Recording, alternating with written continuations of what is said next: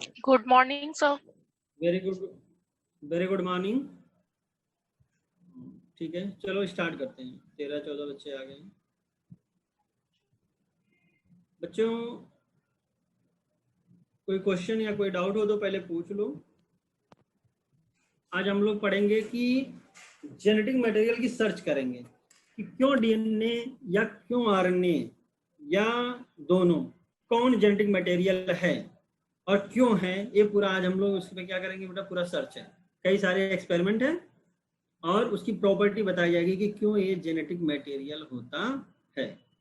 ठीक है, तो स्टार्ट करें। Sir good morning. सर कुछ पूछना था।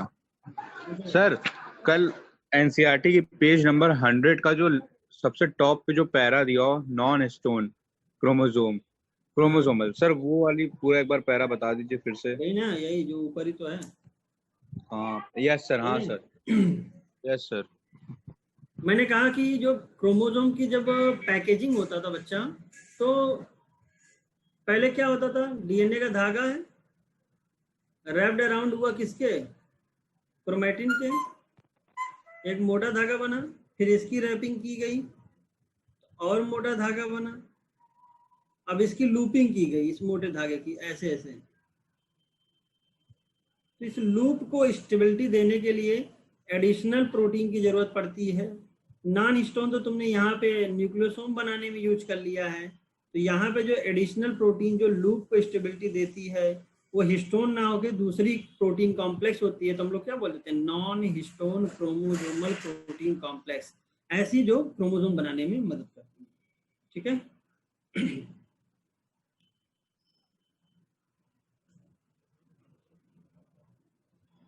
क्लियर हुआ?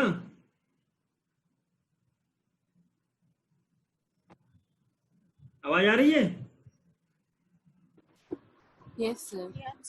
करें, क्लियर हुआ? Non histone chromosomal protein. Yes sir, clear हो गया। हाँ बेटा, हिस्टोन से हिस्टोन तो पहले न्यूक्लियोसोम बनाने में यूज हो चुका है। अच्छा, यू क्रोमेटिन बताया था और हेट्रोक्रोमेटिन।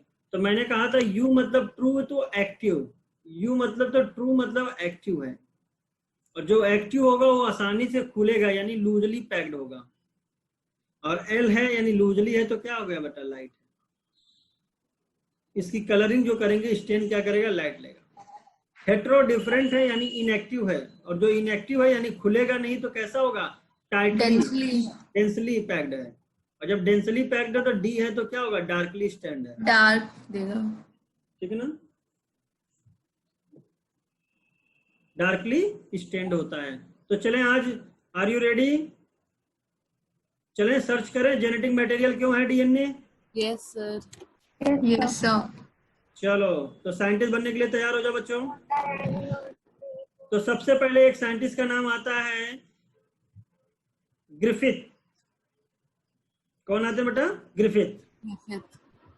चलो पहले एक वर्ड एनसीईआरटी में पढ़ लेते हैं, थोड़ा रिस्पेक्ट दिया जाए। Even though the discovery of nuclein, तो याद करो न्यूक्लिन की डिस्कवरी किसने की थी, F Miescher, Friedrich Miescher. Year क्या था, कौन बताएगा, ईयर बताओ, ईयर ईयर ईयर ईयर 1869। अरे 1869, तो इतना ईयर था बेटा, 1869 में ही बता दिया था न्यूक्लिन यानी DNA as a nucleic acid present होता है।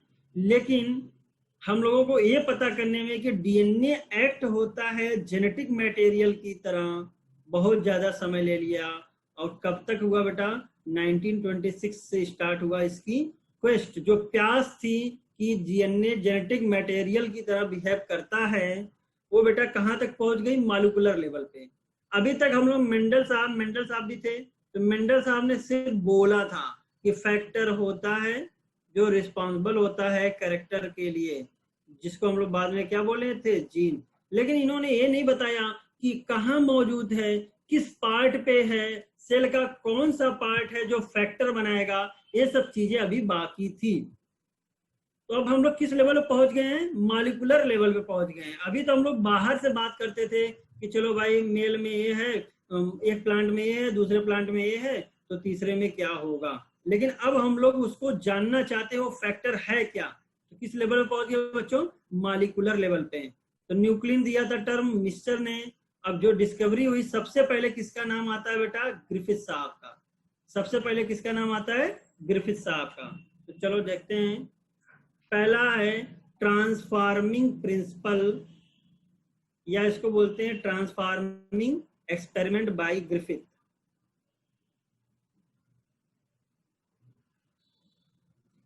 फ्रेडरिक ग्रिफिथ, इन्होंने सबसे पहले एक एक्सपेरिमेंट किया। इन्होंने बच्चा एक बैक्टीरिया लिया। कौन सा बैक्टीरिया था? Streptococcus pneumoniae. कौन सा बैक्टीरिया था? Caucus pneumoniae. बेटा ये क्या बैक्टीरिया क्या कॉज करता था? निमोनिया। निमोनिया। लंग्स का एक डिजीज होता है जिसको हम लोग बोलते हैं बेटा निमोनिया। ठीक है, तो कौन सी बैक्टीरिया लिया इन्होंने बेटा? Streptococcus pneumoniae. क्या कॉज करता था? निमोनिया। निमोनिया किसका डिसऑर्डर, मतलब किसकी डिजीज है? तो लंग्स का। जो आपके लंग्स होते हैं उसमें निमोनिया एल्वियोलाई, या लंग्स के एल्वियोलाई क्या हो जाते हैं, उसमें फ्लूइड भर जाता है। Witnessed a miraculous transformation in the bacteria during the course of his experiment. A living organism had change into physical form.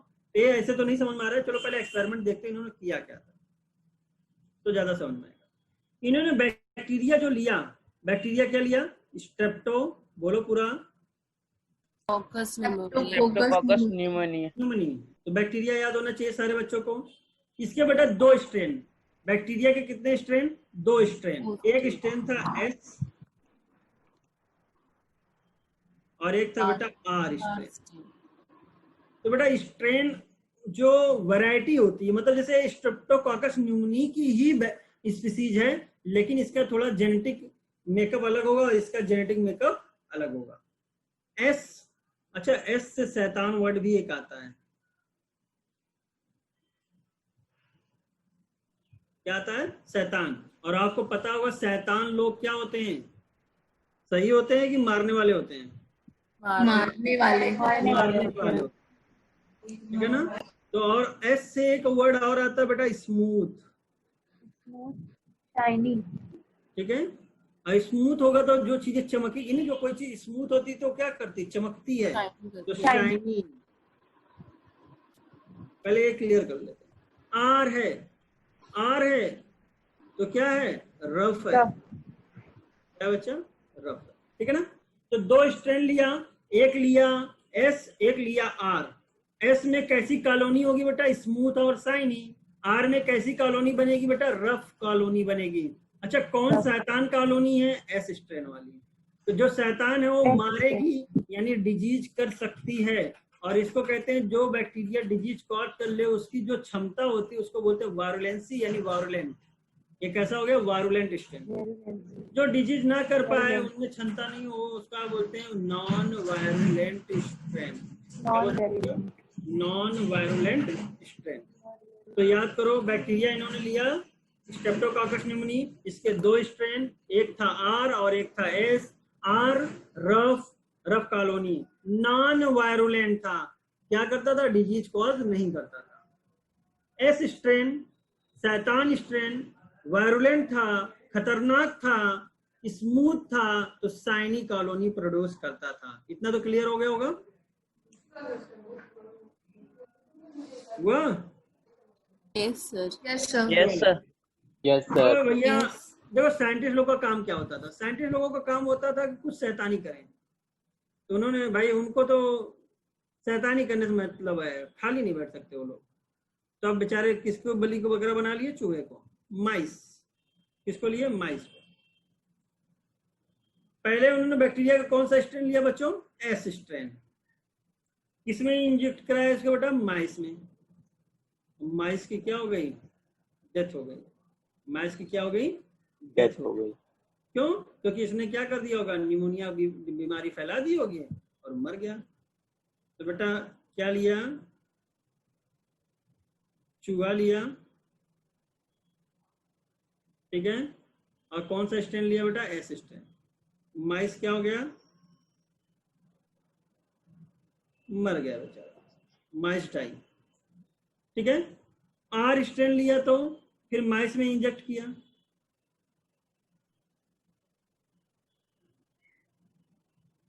तो माइस जिंदा रहा, माइस जिंदा रहा। तो इन्होंने कहा चलो ठीक है, अभी तो आपको ये पता था, ये सब कहानी पता है आपको। तो इन्होंने कहा कि अब हम जरा इसको किलिंग करते हैं, हीट किल किया। तो पहले इन्होंने हीट किल मतलब इसको पहले गर्म कर दिया होगा, और जब गर्म करने के बाद इंजेक्ट किया माइस में, तो माइस जिंदा रहा।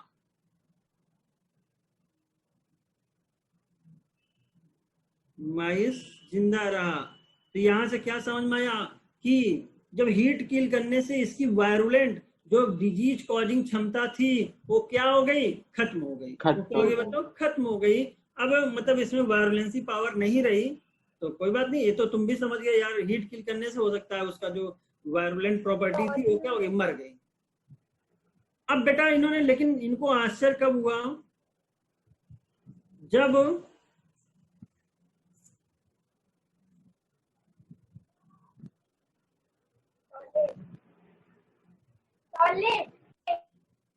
माइक बंद कर दो।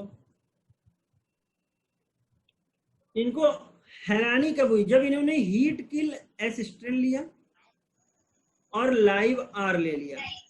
ये बड़ा ध्यान देना, लाइव आर लिया है। अब माइस में जब इंजेक्ट कराया, माइस मर गया। ये कैसे हो गया भाई? कि अभी तो आप ऊपर देख रहे हो कि एस स्ट्रेन अगर हीट किल्ड है तो माइस लाइव है, और आर स्ट्रेन जो कि क्या तब भी माइस लाइव था, लेकिन जब दोनों को ले लिया तो ऐसा क्या हुआ कि माइस मर गया। बड़ा आश्चर्य किए, जब इसका ब्लड निकाल के देखा, जब इसका ब्लड निकाल के देखा तो बैक्टीरिया का कौन सा स्ट्रेन मिला उनको, एस स्ट्रेन, वो भी क्या लाइव। तो यार बड़ा आश्चर्य हो गए कि ऐसा क्या हो गया कि यार ये जो एस स्ट्रेन मिला, आर स्ट्रेन लाइव लिया था हमने, एस स्ट्रेन हीट किल मिला और मिला इसमें एस। तो इन्होंने कहा ऐसा कुछ हुआ होगा कि जो ये आर वाला था, ये जो लाइव आर वाला बदल गया होगा लाइव एस में। तो एक चीज किसी चीज में बदल गई, इसको क्या बोलोगे, ट्रांसफॉर्म्ड हो गई, इसको बोलते हैं ट्रांसफॉर्मेशन एक्सपेरिमेंट। कोई ये मत कह देना कि सर एस वाला जिंदा हो गया, तो जो मर जाते हैं वो जिंदा नहीं होते, ये तो पता ही होगा ना। तो जो जिंदा है वो बदल सकते हैं, जो मर गए वो मर गए। तो कुछ उन्होंने कहा होगा कि इस एस स्ट्रेन से कुछ निकला होगा, एस स्ट्रेन से कुछ निकला होगा जो किसमें चला गया होगा, आर स्ट्रेन में चला गया होगा, और आर स्ट्रेन किसमें बदल गया, एस स्ट्रेन में, वो भी लाइव। तो इसने क्या कर दी, इस माइस को मार डाला निमोनिया करके। क्लियर हुआ experiment? Yes sir. Yes sir. कुछ भी नहीं है यार, क्या है बताओ, कुछ नहीं। उन्होंने क्या लिया, एस स्ट्रेन इंजेक्ट किया, मर गया क्योंकि स्मूथ था, शैतान था, मार डाला। आर नहीं मारता है, आपको पता है। जब हीट किल कर दिया तो उसको डिजीज कॉजिंग करने की प्रॉपर्टी खत्म हो गई, तो जिंदा रहा। लेकिन जब हीट किल्ड एस के साथ लाइव आर लिया तब मर गया। तो आश्चर्यचकित हो गए कि यार ऐसा क्या हो गया, दोनों तो नहीं मारते थे, लाइव आर भी नहीं मारता, हीट किल्ड एस भी नहीं मारता है, लेकिन जब दोनों को साथ में लिया तो क्या हो गया, माइस की डेथ हो गई। और जब इसको बेटा इसका जब ब्लड निकाल के देखा मरे हुए चूहे का, तो क्या मिला उनको, लाइव एस स्ट्रेन। तो इन्होंने कहा कि ये जो आर वाला था ये बदल गया किसमें, एस में। क्या हुआ होगा, एस जो हीट किल्ड एस स्ट्रेन था उससे कुछ निकला होगा, किसको पहुंच गया होगा, आर को। आर वाला ट्रांसफॉर्म हो गया किसमें, लाइव एस स्ट्रेन में। कहा कि समथिंग, क्या बोला उन्होंने, समथिंग जो एस से निकला किसमें पहुंचा, आर में, और वो किसमें बदल गया, लाइव एस में। तो उन्होंने कहा जो निकला है वो जेनेटिक मटेरियल है। वो क्या है बच्चों, जेनेटिक मटेरियल है। लेकिन ये नहीं बता पाए कि वह कौन सा है, क्योंकि इनको तो पता ही नहीं था कि प्रोटीन है कि डीएनए है कि आरएनए है। बस इन्होंने कहा कि जो निकला वो क्या है, जेनेटिक मटेरियल है। तो बताओ ये क्लियर हुआ experiment? Yes sir. Yes sir. किसने किया था एक्सपेरिमेंट बच्चों? ग्रिफिथ ने। Frederick Griffith. Frederick Griffith, year याद होना चाहिए, 1928। 1928। बैक्टीरिया क्या लिया, Streptococcus pneumonia. Streptococcus pneumoniae. Streptococcus pneumoniae क्या करता था? निमोनिया। निमोनिया कॉज Bacterium करता causing pneumonia. निमोनिया किसको इफेक्ट करता है? लंग्स को इफेक्ट। Lungs. वेरी। बैक्टीरिया के कितने strain? 2. 2 strain bacteria. Two bacteria strain. के- एक क्वेश्चन पूछना था। हाँ बोलो कौन है?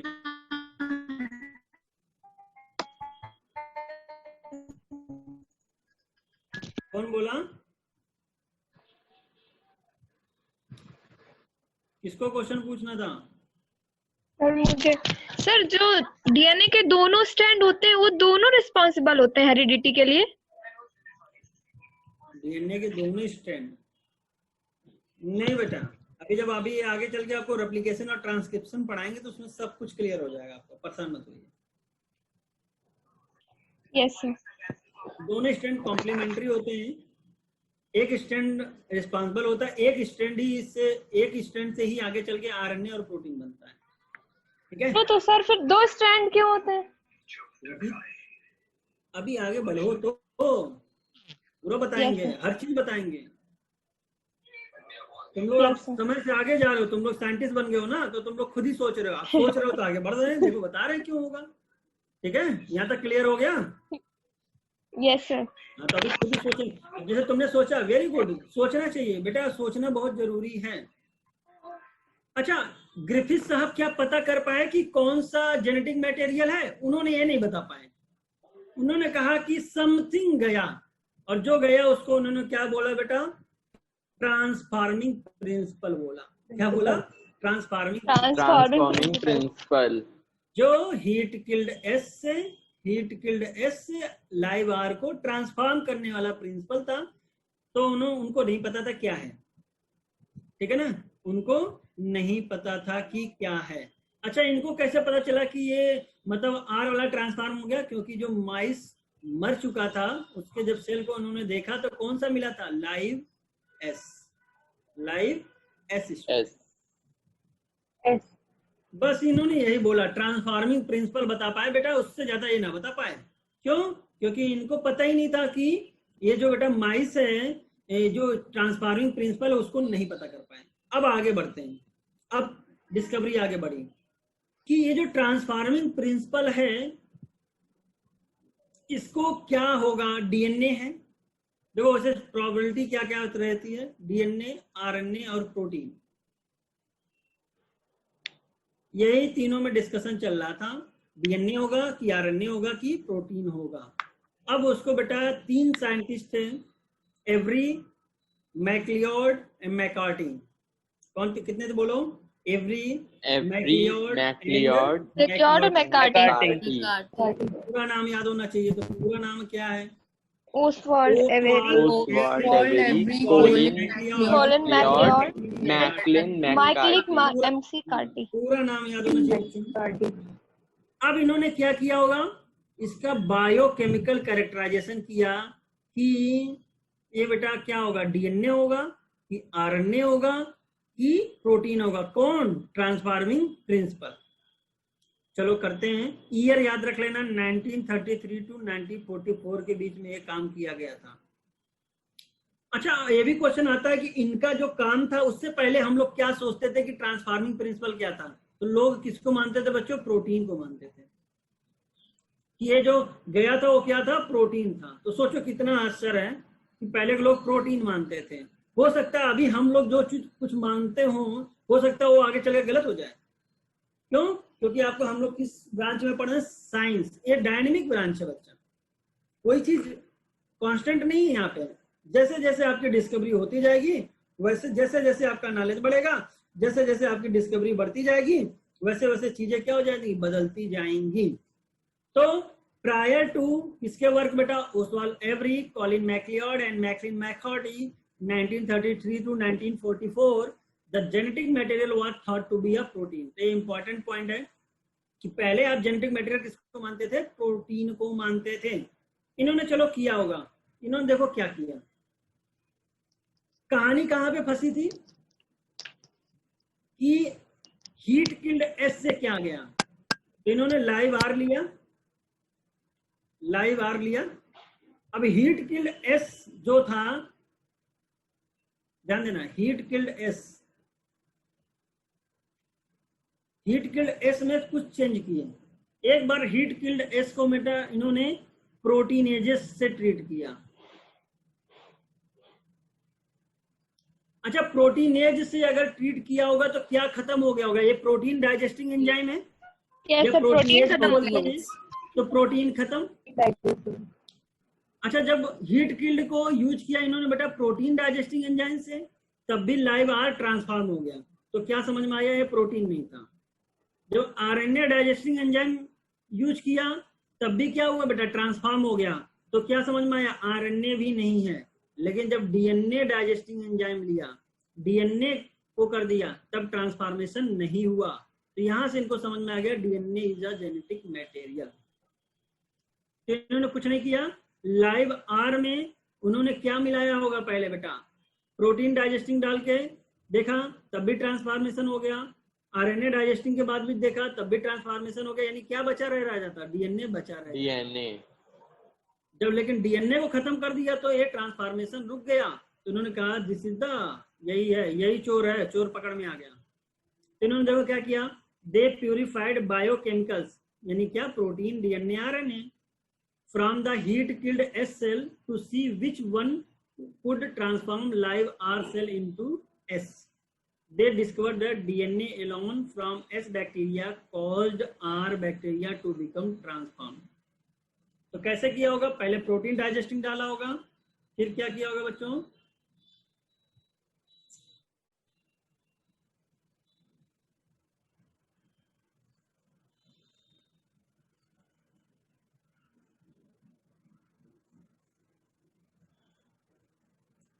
पहले प्रोटीन डाइजेस्टिंग डाला होगा, तब भी क्या हुआ? बैक्टीरिया ट्रांसफॉर्मेशन हो गया। तो समझ में आ गया प्रोटीन नहीं। आरएनए डाइजेस्टिंग डाला, तब भी ट्रांसफॉर्मेशन हो गया, समझ में आ गया आरएनए नहीं। लेकिन जब डीएनए को डाइजेस्ट करके डाला तो समझ में आ गया कि दिस इज द चोर, यही ट्रांसफॉर्म कर रहा था। तो याद करो, मैंने तुम्हें कल भी बताया था, एक होता आरएनएज और एक होता है आरनेज। एज, जिसमें एज एएसई वाला याद रखना है, ए वाला नहीं, डीएनएज कर लेना, एपॉस्ट्रोफी एस वाला नहीं, ये प्लूरल फॉर्म वाला है। और ये क्या है बच्चों? एज मतलब कि एंजाइम। जब भी सफिक्स एज लगे तो बोले तो एंजाइम। देखो पूरा पढ़ लेते हैं। They also discovered that protein digesting enzyme proteases and RNA digesting enzyme RNases did not affect transformation, वही जो बताया तुमने। So the transforming substance was not a protein और RNA. Digestion with DNA did inhibit transformation, suggesting that the DNA caused the transformation. They concluded that DNA is the hereditary material, but not all biologists were convinced. लेकिन सारे biologist इससे सहमत नहीं थे, convince नहीं हुए। तो पूछा देखो, can you think any difference between DNAs and DNAs?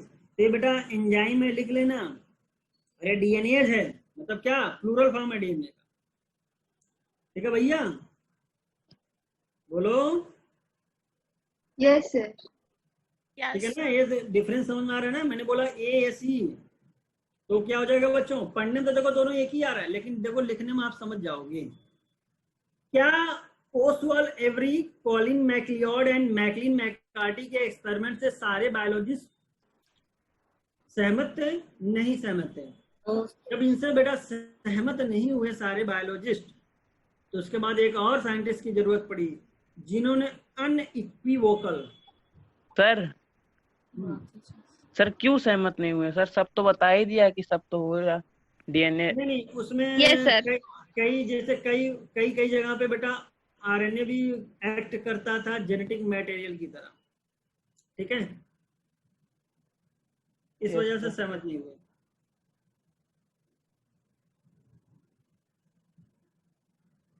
अभी आगे जब पढ़ोगे तो अब पता चलेगा तुम्हें आरएनए भी कहीं कहीं एक्ट करता है जेनेटिक मटेरियल की तरह। अनइक्विवोकल प्रूफ अगर पूछा जाए किसने दिया तो किसका नाम आएगा तुम्हारे माइंड में? Hershey and chase. Hershey and Chase. Hershey and chase. Yes. they work with viruses that infect bacteria called bacteriophage। इन्होंने किस पे काम किया था बेटा? बैक्टीरियोफाज। बैक्टीरियोफाज पे। बैक्टीरियोफाज क्या होते हैं? बैक्टीरिया होते हैं कि वायरस होते हैं? वायरस होते हैं। Virus. That infect bacteria.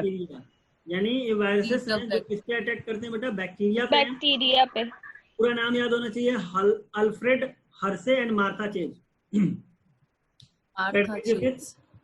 Colin Oswald Avery, Colin MacLeod and Macleod McCarthy and Alfred Hersey and Martha Chase। Year है बेटा 1952। इन्होंने बेटा अनइक्विवोकल प्रूफ दिया, मतलब ऐसा प्रूफ दे दिया कि सबके मुंह बंद। कोई भी कुछ नहीं बोलना। डीएनए ही है जेनेटिक मटेरियल। तो कौन है? डीएनए ही जेनेटिक मटेरियल है। इन्होंने देखो क्या एक्सपेरिमेंट किया, बहुत इंपॉर्टेंट एक्सपेरिमेंट है बच्चों।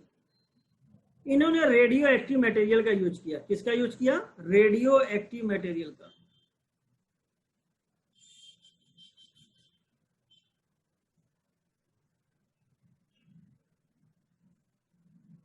Radio active material. तो आपको पता होगा दो मटेरियल लिया इन्होंने रेडियो एक्टिव, ए लिया सल्फर और लिया फास्फोरस। तो आप पहले बताओ कौन मुझे बताएगा इसका नॉर्मल मॉलिक्यूलर वेट? सल्फर और फास्फोरस। सर फास्फोरस का 31, 30, सल्फर का 32।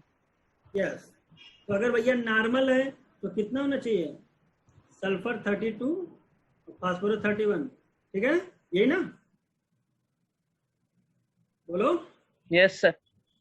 Yes sir. अब इसका बेटा जब S35 और फास्फोरस का P32, ये क्या है? रेडियो एक्टिव है। ये दोनों क्या है बेटा? रेडियो एक्टिव है। तो S35 is radio active and P32 is radio active. तो इन्होंने नॉर्मल सल्फर फास्फोरस की जगह क्या लिया? रेडियो एक्टिव सल्फर और रेडियो एक्टिव फास्फोरस लिया। रेडियो एक्टिव सल्फर मतलब 35 एंड रेडियो एक्टिव फास्फोरस मतलब कि P32। अब इनको जैसे पता था, क्या पता था इनको? इनको पता था जो सल्फर होते हैं वो किसमें प्रेजेंट होते हैं बेटा? अमीनो एसिड में। किसमें होते हैं बेटा? Amino acid. और अमीनो एसिड मिलकर क्या बनता है? प्रोटीन। तो सल्फर किसमें पाया जाता है बेटा? प्रोटीन में। सल्फर किसमें पाया जाता है? प्रोटीन में। और तुम्हें वेल नोन पता है यार, डीएनए में क्या होता है? फास्फोरस होता है कि नहीं होता? फास्फोरस। ये तो तुमको पता ही, बताने की जरूरत ही नहीं है। फास्फोडाइस्टर बॉन्ड पाया जाता था, फास्फेट ग्रुप पाया जाता था। तो इन्होंने बेटा 2 बार एक्सपेरिमेंट किया। एक पहला ये है और दूसरा ये है। तो पहले क्या यूज किया जरा देखो। पहले इन्होंने बेटा यूज किया रेडियो एक्टिव सल्फर। क्या यूज किया? Radio active sulphur. तो बेटा बताओ बैक्टीरियोफाज में अगर रेडियो एक्टिव सल्फर यूज किया तो बैक्टीरिया का जो जेनेटिक मटेरियल है वो स्टेन होगा रेडियो एक्टिव से, कि जो उसका प्रोटीन कोट है वो स्टेन होगा? प्रोटीन कोट होगा। प्रोटीन कोड होगा, वो होगा। अब बैक्टीरिया को बेटा आपने बैक्टीरियल सेल में इन्फेक्शन करवाया, बैक्टीरियोफाज को, वायरस को बैक्टीरियल सेल में इन्फेक्शन करवाया। तो पहला स्टेज होता है इन्फेक्शन स्टेज। पहला स्टेज होता है इन्फेक्शन। तो जब बेटा ये इन्फेक्शन करता है बैक्टीरिया को वायरस, तो ये पूरा अंदर नहीं जाता है, ये अपने जेनेटिक मटेरियल को अंदर क्या कर देता है? इनकॉर्पोरेट कर देता है। ठीक है, ये जेनेटिक मटेरियल इस बैक्टीरिया के जो मशीनरी है उसका इस्तेमाल करके अपने आप को मल्टीप्लाई करता है। ठीक है, तो ये मल्टीप्लाई करता होगा। लेकिन ये जो बेटा आपका बैक्टीरियोफाज का प्रोटीन कोड अभी इसके बॉडी से जुड़ा हुआ है, इसको हटाने के लिए ब्लेंड करते हैं। इसको क्या करते हैं बेटा? ब्लेंडिंग करते हैं। तो ब्लेंडिंग करेंगे तो बेटा ये बैक्टीरियोफाज जो वायरस था उसका प्रोटीन कोड बाहर इससे छूट जाएगा और बैक्टीरिया अलग हो जाएगा। अब इसके बाद दोनों को हम लोग बेटा एक सेंट्रीफ्यूज मशीन में इंट्रोड्यूस करते हैं। तो सेंट्रीफ्यूज मशीन होता है कि जैसे एक चक्करगिन्नी ऐसे घूमती है, बहुत तेजी से घूमती है। तो जब घूमेगी कोई चीज, उसमें ट्यूब लगा दो कोई, तो उस पर कौन सा फोर्स लगेगा बेटा? Centrifugal force. कौन सा फोर्स लगेगा? सेंट्रीफ्यूगल। और पता है सेंट्रीफ्यूगल फोर्स उस पर ज्यादा लगेगा जो ज्यादा वेट का होगा, और उस पर कम लगेगा जिस पे कम वेट होगा। तो जो बेटा ऊपर तली, मान लो कोई फ्लूइड है, एक ट्यूब लिया तुमने ऐसा, फ्लूइड फिल्ड ट्यूब लिया, तो जो बेटा ज्यादा वेट का होगा वो कहाँ पे बैठ जाएगा? तली पे बैठ जाएगा, और जो कम वेट का होगा वो ऊपर तैरता हुआ मिलेगा। ऐसा ही कुछ तो होता है यस सर। भाई। किसी चीज को Yes, अगर sir. तुम्हें ट्यूब में पानी में रख दो तो जो हल्का होगा ऊपर मिलेगा और जो भारी होगा नीचे बैठ जाएगा।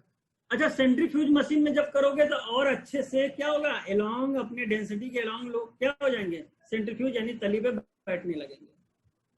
तो जाहिर सी बात है बच्चा, आपको इसमें जो बैक्टीरिया थोड़ा भारी होगा तो उसमें रेडियो एक्टिविटी नहीं मिली, लेकिन ऊपर जो सुपर नेटेंट था उसमें इनको रेडियो एक्टिविटी मिल गई। तो यहाँ से इनको ये समझ में आया कि भैया प्रोटीन कोट क्या था, हल्का था, तो क्या हो गया होगा, उसमें क्या हुआ, रेडियो एक्टिविटी मिल गई। और ये क्या था, सल्फर था। क्या था बच्चों, सल्फर था S35, लेकिन यहाँ नहीं मिला, यानी डीएनए गया था और ये फास्फोरस था और नॉर्मल फास्फोरस लिया था, तो यहाँ कोई रेडियो एक्टिविटी नहीं मिली। लेकिन अभी भी इनको यहाँ से कंक्लूजन नहीं मिला। जब अब इनको वो भी प्रूव करना था कि भाई यहाँ पे रेडियो एक्टिव वाला मटेरियल होगा, तो इन्होंने क्या लिया, फास्फोरस। जब फास्फोरस लिया तो बच्चों किससे लेबल्ड हो गया होगा, कौन सा, डीएनए लेबल्ड हो गया आपका रेडियो एक्टिव फास्फोरस से। डीएनए लेबल्ड हो गया रेडियो एक्टिव फास्फोरस से। इन्फेक्शन कराया तो डीएनए अपना अंदर पहुंचा दिया होगा। अब बैक्टीरिया में रेप्लिकेट किया होगा, ब्लेंडिंग कराया तो प्रोटीन कोड अलग, बैक्टीरिया सेल अलग। अब सेंट्रीफ्यूज कराया तो बैक्टीरिया सेल तली पे पहुंच गया और ऊपर क्या रहा, प्रोटीन कोड रहा। तो अब यहाँ पे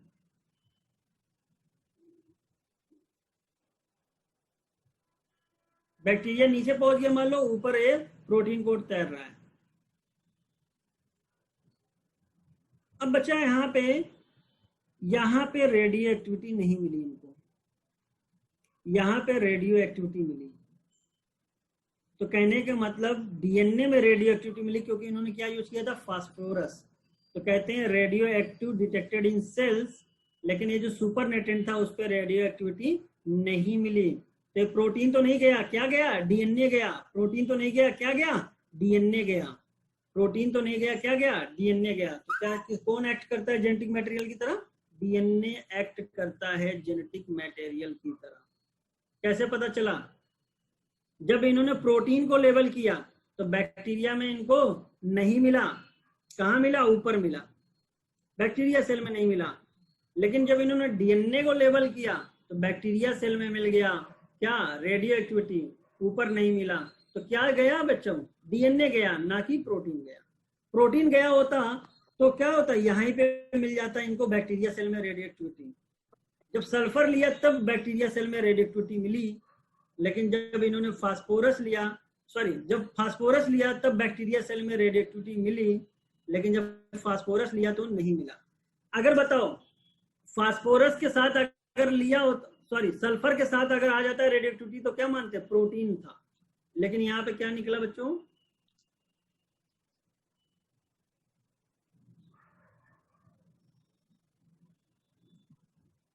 फिर से बताएं क्या। Yes sir. सर हाँ। सर एक बार और बताइए। सेंट्रीफ्यूगल से समझ में नहीं आई, ये क्या करा आपने सर एक बार सर सुपर नेटेंट का मतलब बताइए। सुपर नेटेंट मतलब बच्चा की ये जो बैक्टीरिया सेल है तो यार भारी होगा ना, तो बैक्टीरिया सेल भारी है तो कहाँ मिलेगा आपको, नीचे मिलेगा। ऊपर जो मिले वो क्या है, सुपर नेटेंट। ऊपर जो मिले वो क्या है, सुपर नेटेंट। ठीक है ना, ओके।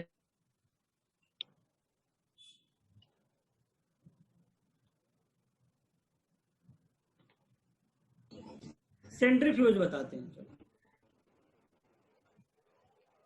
एक बेटा ऐसे घुमावदार मशीन होती है, इसमें ट्यूब लगाया जाता है, ऐसे ट्यूबिंग। इसमें कोई ट्यूब मान लो तुम्हें इंसर्ट करा दो ऐसे, और इसको ऐसे घुमाओ। तो अगर तुमको एक मैरी गो राउंड आता है ना ऐसे घुमाने वाला, याद है, एक्सपेरिमेंट के साथ टाइम पे तो यूज करते हैं वो मशीन का। क्या बोला बच्चा, जब डीएनए निकालना होता था ना 12th में, एक्सपेरिमेंट में मशीन नहीं होती थी, सेंट्रीफ्यूज वाली ना। तो ये आवाज क्लियर नहीं आ रही। सेंट्रीफ्यूज मशीन जो एक्सपेरिमेंट में यूज करते हैं डीएनए निकालने के लिए। हाँ, मतलब सेंट्रीफ्यूज में क्या होगा, अपने डेंसिटी के अलाउंग क्या हो जाएंगे बच्चों, वो सेपरेट हो जाएंगे, ठीक है। अरेंज हो जाते थे। क्या कह रहा हूँ? अच्छा सर, हाँ, मैसेज कर दो बच्चा, तुम्हारा स्तुति, तुम्हारी आवाज नहीं आ रही क्लियर। सर जब ब्लेंडिंग करवाई तो सर प्रोटीन कोट हट गया मतलब। हाँ हाँ हाँ, तो सर फिर सल्फर तो मतलब बाहर मिलना चाहिए, प्रोटीन कोट में मिलना चाहिए। तो मिला तो ना यहाँ पे, देखो रेडियोएक्टिविटी कहाँ मिली, प्रोटीन कोड में मिली, बैक्टीरिया तो वो से तो अलग मिली होगी ना सर, जब प्रोटीन कोट अलग हो गया उसमें मिली होगी, मतलब प्रोटीन कोट में मिली होगी ना सर। हाँ हाँ, इधर जब रेडियो एक्टिव सल्फर मिला तो किसमें मिला रेडियोएक्टिविटी, प्रोटीन कोड, बैक्टीरिया से में नहीं मिला। तो यहाँ से क्या समझ में आ रहा है तुम्हें, प्रोटीन कोड मिला वो भी ऊपर मिला, तो प्रोटीन क्या जा रहा है अंदर बैक्टीरिया में, नहीं जा रहा है, जो जा रहा है वो जेनेटिक मटेरियल है। वो क्या है पता करने के लिए और कर दिया गया, उसमें क्या यूज किया गया बेटा, फास्फोरस। जब फास्फोरस यूज किया गया तो बैक्टीरिया के सेल में क्या मिल गया, रेडियोएक्टिविटी मिल गई। तो यहाँ से समझ में आ गया कि क्या था, रेडियोएक्टिविटी लेवल क्या होता है, डीएनए। तो डीएनए जा रहा है, क्या नहीं जा रहा है, प्रोटीन कोड नहीं जा रहा है। अगर भाई सल्फर हमने लगाया, प्रोटीन को लेबल कर लिया, अगर बैक्टीरिया में हमें रेडियोएक्टिविटी मिल जाती तो हम क्या मानते हैं, प्रोटीन गया था। लेकिन जब हम लोगों ने फास्फोरस यूज किया तो क्या हुआ, बैक्टीरिया में रेडियोएक्टिविटी मिल गई, तो क्या गया होगा आपका, डीएनए गया होगा। सिंपल सा अगर समझना था ऐसे समझ सकते हो। क्या मैंने बताया, उन्होंने दो चीज यूज किया, एक यूज किया उन्होंने क्या बच्चा, रेडियो एक्टिव सल्फर, और एक यूज किया रेडियो एक्टिव फास्फोरस। चलो एक बार हल्के से नॉर्मल तरीके से बताते हैं।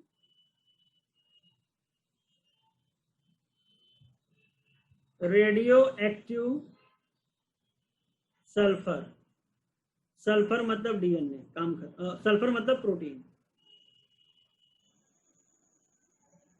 फास्फोरस, फास्फोरस मतलब डीएनए। अब तुम्हें देखना है बैक्टीरिया में जो गया वही क्या होगा, जेनेटिक मटेरियल की तरह काम करेगा। चलो, हमने जब radio active sulphur labelled bacteriophage लिया तो हमको बैक्टीरिया में कोई भी रेडियो एक्टिविटी नहीं मिली। तो यहां से क्या समझ में आया, बैक्टीरिया के अंदर प्रोटीन गया था, नहीं गया था, बैक्टीरिया के अंदर प्रोटीन गया था, नहीं गया था। अच्छा, हमें रेडियो एक्टिविटी कहाँ मिली, ऊपर कहीं पे मिली, यानी प्रोटीन नहीं गया था, वो प्रोटीन कोड बाहर ऊपर तैर रहा है। ये क्लियर हुआ। अब इसके बाद जब हमने क्या लिया बेटा, फास्फोरस, किसको लेबल कर दिया होगा, डीएनए को लेबल कर दिया होगा। ये हमें पता है कि डीएनए में क्या पाया जाता है, फास्फोरस। तो अब डीएनए लेबल हो गया रेडियो एक्टिविटी से। इन्फेक्शन कराया, ब्लेंडिंग कराया, सेंट्रीफ्यूगेशन कराया, हमें रेडियो एक्टिविटी कहाँ मिली, सेल में मिली। रेडियो एक्टिविटी कहाँ मिली, सेल में मिली। तो भैया सेल में क्या गया, डीएनए गया। सेल में क्या गया, डीएनए गया। तो हमें अगर बेटा रेडियो एक्टिविटी सेल में मिली तो क्या गया, डीएनए गया।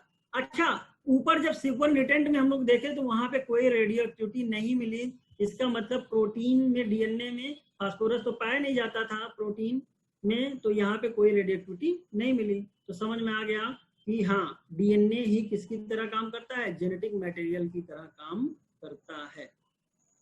यहाँ पे बैक्टीरिया में कोई नहीं मिला, ऊपर मिल गया कहीं रेडियो एक्टिविटी, यानी प्रोटीन अलग हो जाता है। ये बैक्टीरियोफाज पूरा ना जाके अपना जेनेटिक मटेरियल इंसर्ट करता है, और वो क्या होता है बेटा, आपका डीएनए होता है।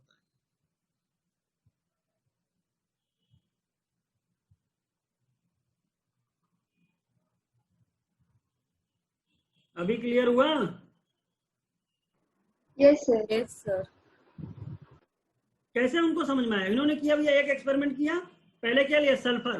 तो चलो कोई बताएं, जिसको समझ में आया बताएं।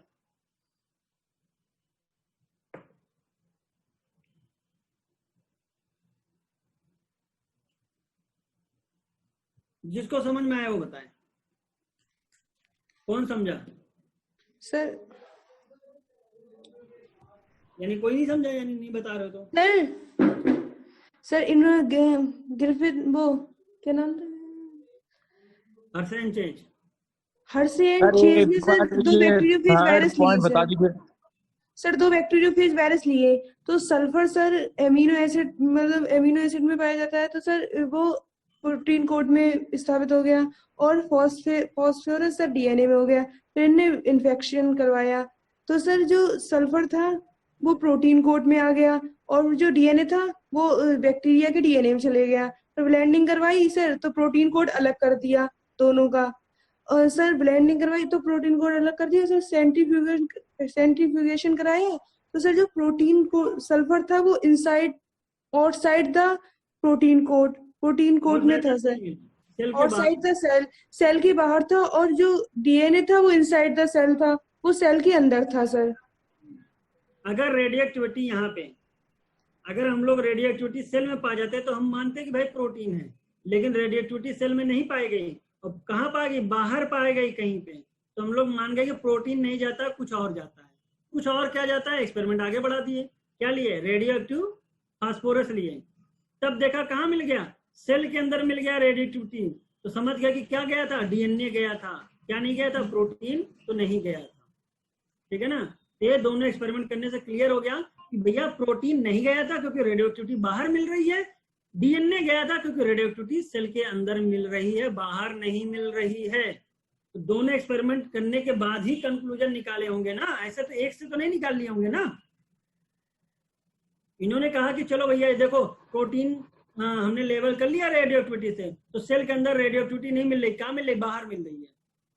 लोगों ने कहा चलो ठीक है यार, मान लेते हैं प्रोटीन नहीं गया होगा, लेकिन हमको प्रूव करके दिखाओ कि डीएनए गया है। ठीक है, हम डीएनए प्रूव करके दिखा रहे हैं। हमने कहा अब हम डीएनए को लेबल करते हैं, किससे लेबल करते हैं, फास्फोरस ले लिया, रेडियो एक्टिव डीएनए लेबल कर लिया। जैसे इन्होंने डीएनए को लेबल किया तो क्या मिल गया, सेल के अंदर क्या मिल गया, रेडियो एक्टिविटी मिल गई। जब मिल गई तो क्या हो गया, प्रूव हो गया कि भाई डीएनए गया था। देखो आसान लैंग्वेज में जो मैंने बताया ये ज्यादा बेटर है, तुमको समझ में आ जाएगा। प्रूव क्या करना था इनको, डीएनए जाना है सर इनके दोनों के डायरेक्शन, हाँ क्या बोला, इन दोनों के डायरेक्शन, एक के डायरेक्शन सेम डायरेक्शन है, एक अपोजिट डायरेक्शन गया, तो इनका भी कोई मतलब है क्या? कहाँ अपोजिट डायरेक्शन, लास्ट लाइन देखिए, डायरेक्शन जो प्रोटीन बनी हुई है उसका एक अपोजिट में गया, एक अब जा रहा है, एक नीचे जा रहा है, और जो डीएनए की साइड में वो दोनों एक ही तरफ जा रहे हैं। अरे यार वो ऐसे रखा हुआ है सर एक बार मैम ने कुछ इसका बताया था, मतलब हमें याद नहीं आ रहा। ये इसका यस सर, इनका मतलब बताया था, इन डायरेक्शन, इनकी डायरेक्शंस का कोई मतलब बताया था मैम ने, याद नहीं इस टाइम। क्या बताया था बताओ, तो हम भी याद कर लें कुछ। सर याद आते ही आपको हम बताएंगे। तो बताना तो हम भी समझ जाएंगे, हमको भी अभी फिलहाल ऐसा तो कुछ याद नहीं है हमें। Yes sir. चलो ये तो फिलहाल छोड़ो, इसको देख लेंगे। पहले ये बताओ ये क्लियर हुआ, अच्छा कितने स्टेप में कराया था, पहले क्या कराया होगा, इन्फेक्शन, फिर कराया ब्लेंडिंग, सेपरेट हो गया होगा प्रोटीन कोड, फिर सेंट्रीफ्यूगेशन, अलग अलग हो गए होंगे, पीबीआई अलग अलग हो गए होंगे। तो तुमसे क्वेश्चन क्या पूछा है मैं वो बता रहा हूँ इससे। तो पहली बात तो सबसे पहला क्वेश्चन इस चैप्टर इस एक्सपेरिमेंट से बच्चों बस यही आता है कि अनइक्विवोकल प्रूफ किसने दिया था। इतनी जो पूरी कहानी बताने के बाद अगर मुझे लगता है जो बेस्ट क्वेश्चन इसने बनता है, पहले बनेगा अनइक्विवोकल प्रूफ किसने दिया था। किसने दिया था, पूरा नाम Alfred Hershey and Martha chase, 1952 में यूज किया था। दूसरा क्वेश्चन ये आएगा, तो वायरस यूज किया था जिसको हम लोग क्या कहते हैं, बैक्टीरियोफेज, ठीक है ना। इन्होंने लिया क्या था, इन्होंने लिया था रेडियो एक्टिव सल्फर और रेडियो एक्टिव फास्फोरस। से याद आ जाए, radio active sulphur protein, phosphorus DNA. Sulphur लिया तो किसमें मिला रेडियो एक्टिविटी, सुपर नेटेंट में, सेल में नहीं मिला। जब रेडियो एक्टिव फास्फोरस लिया तो किसमें मिला रेडियो एक्टिविटी, सेल में मिला, सुपर नेटेंट में। समझ में आ गया, नेटेंट में नहीं मिला। जाता है कौन जाता है, डीएनए। कौन जाता है, डीएनए जाता है। तो यहाँ से कि एक जो आपका जेनेटिक मटेरियल है, जेनेटिक मटेरियल क्या होता है, एक जनरेशन से दूसरे जनरेशन जाना, वो क्या है आपका डीएनए है। ट्रांसफॉर्मेशन, वो क्या है बेटा, डीएनए है। इन्होंने क्या किया था बेटा, डीएनए वोकल प्रूफ दिया था। फिर एक क्वेश्चन बनेगा बहुत ज्यादा, तो कितना स्टेप था, पहला होता है इन्फेक्शन, दूसरा होता है ब्लेंडिंग, तीसरा होता है सेंट्रीफ्यूज। इन्फेक्शन आपको पता है, यानी इससे क्या कराया होगा, बैक्टीरिया को वायरस से इन्फेक्ट कराया होगा। ब्लेंडिंग कराने का मतलब इन्होंने जब समझ में आ गया ना या वो प्रोटीन कोड मिल रहा है, तो थोड़ा सा क्या होंगे, लाओ इनको अलग कर दें, ब्लेंडिंग करा दिया। सेंट्रीफ्यूज कराने से क्या हुआ होगा बेटा, कुछ वायरस के पार्ट अलग हो गए होंगे और कुछ पार्ट बैक्टीरिया का जो सेल था वो अलग हो गया। भारी था तो नीचे मिलेगा और ये ऊपर मिलेगा, ठीक है ना। जब इन्होंने रेडियो एक्टिव सल्फर लिया तो हल्का वाला यानी प्रोटीन है तो ऊपर मिलेगा सुपर न्यूट्रिएंट में। जब इन्होंने फास्फोरस लिया तो भैया किसको, डीएनए को लेवल हो गया होगा तो सेल के अंदर रेडियो एक्टिविटी मिल गई। तो जब सेल के अंदर मिल गई तो समझ में आ गया डीएनए जाता है ना कि प्रोटीन जाता है। और जब ऐसा प्रूव कर दिया, दोनों प्रूव करके दिखा दिया ना कि प्रोटीन नहीं जाता और डीएनए जाता है, तो लोग क्या हो गए, अपने मुंह को बंद करके बैठ गए। इसको क्या बोलते हैं, अनइक्विवोकल प्रूफ। बहुत ही इंपॉर्टेंट लाइन है, इसको अंडरलाइन कर लेना बच्चों, अनइक्विवोकल प्रूफ, ठीक है ना। अच्छा जब पढ़ते हैं क्या लिखा है। The bacteriophage attaches to the bacteria and its genetic material then enters the bacterial cell. The bacterial cell treats the viral genetic material as what its own and subsequently manufactures more viruses particle. बनाता है। Hershey and Chase work to discover whether it was protein or DNA from the viruses that enter the bacteria. Protein जाता है कि DNA? They grew some viruses on a medium that contained radioactive phosphorus and some other on medium that contained radioactive sulfur. Viruses grown in the presence of radioactive phosphorus contained radioactive DNA but not radioactive protein. Because DNA contained phosphorus but protein does not. ये सब पता है आपको। Similarly, viruses grown on radioactive sulfur contained radioactive protein but not radioactive DNA because DNA does not contain sulfur. ये भी बता दिया आपको। Radioactive phages were allowed to enter bacteria था E. coli। पूरा नाम बताओ। एस्चेरिया कोलाई। एस्चेरिया कोलाई। जितना काम किया गया सब इसी को ढूंढ ढूंढ के करते हैं। देन इन्फेक्शन कराया गया। Viral quotes were remove from the bacteria by agitating them in a blender. एक ब्लेंडर में क्या करो, घुमा दो तो वायरस कोट जो होती है वो हट जाती है।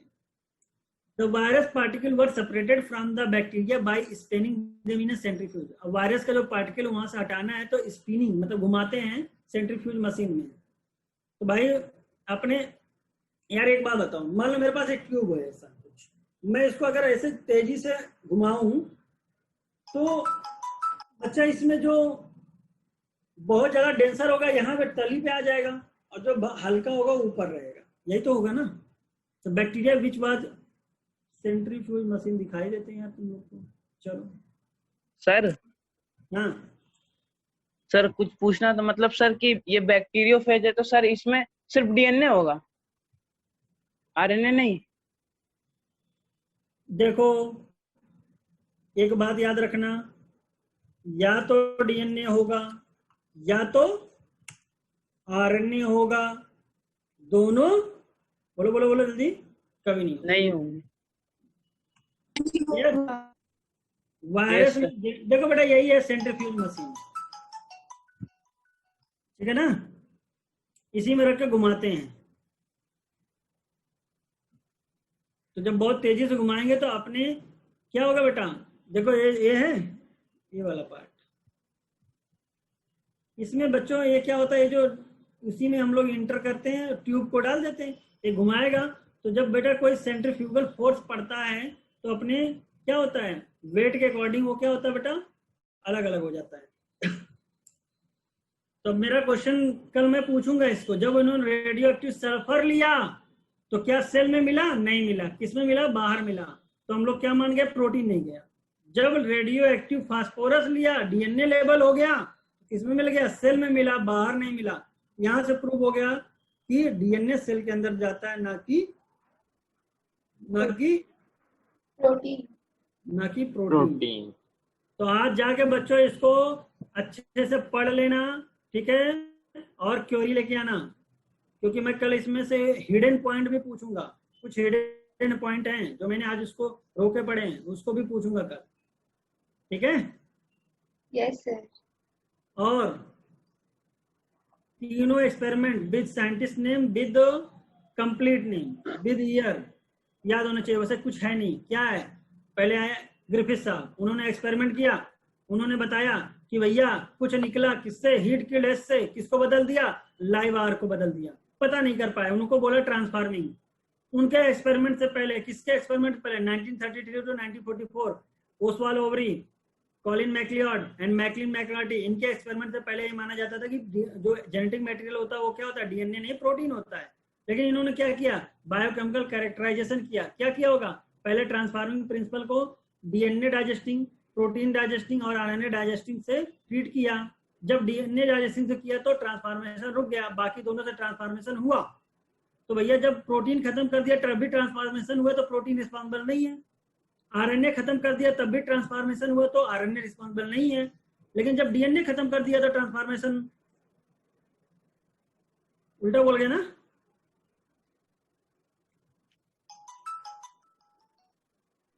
जब डीएनए खत्म किया तो ट्रांसफॉर्मेशन नहीं हुआ, इसका मतलब डीएनए इज कल्प्रिट, डीएनए ही क्या है, दोषी है। फिर इसके बाद इनको बेटा एक और साइंटिस्ट है हर्शे एंड चेज, किस पे एक्ट किया था, बैक्टीरियोफाज, पूरा नाम लिखना बैक्टीरियोफाज का, तो T2 बैक्टीरियोफाज था। बैक्टीरियोफाज कैसा था, T2 बैक्टीरियोफाज था, ये याद कर लेना आप लोग, ठीक है। बाकी कल मैं इसको कल बताता हूँ आगे। 3 लाइन याद कर लेना, पहले infection, then blending, then centrifugation. Sir आपने सर एक बार सर क्लास ली थी सर डेटाबेस वाली, तो सर उसकी पीडीएफ मिल जाएगी क्या?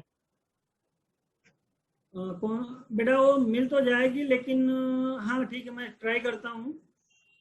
अभी बच्चों क्या नीट देने जाना क्या? सर नीट तो देना ही है सर, आगे प्रिपरेशन के लिए भी। हाँ ठीक है बच्चों, तो उसको मैं थोड़ा सा नीट के एग्जाम के बाद आपको पीडीएफ दे दूंगा, क्योंकि अभी वो पीडीएफ में क्या है कि डेटाबेस तो है, लेकिन मेरे पास वो वाला है जिसमें मैंने डेटा भरा नहीं है, फिल इन द ब्लैंक है, तो बोलो वो मैं प्रोवाइड करा दूँ।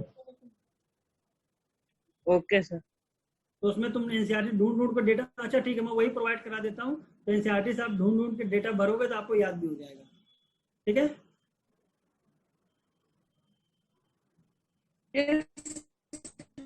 ठीक है ना बच्चों? Yes sir, thank you sir. आज बता देना, पर कल पूछेंगे आके, ठीक है ना। चलो ठीक है, थैंक यू सर।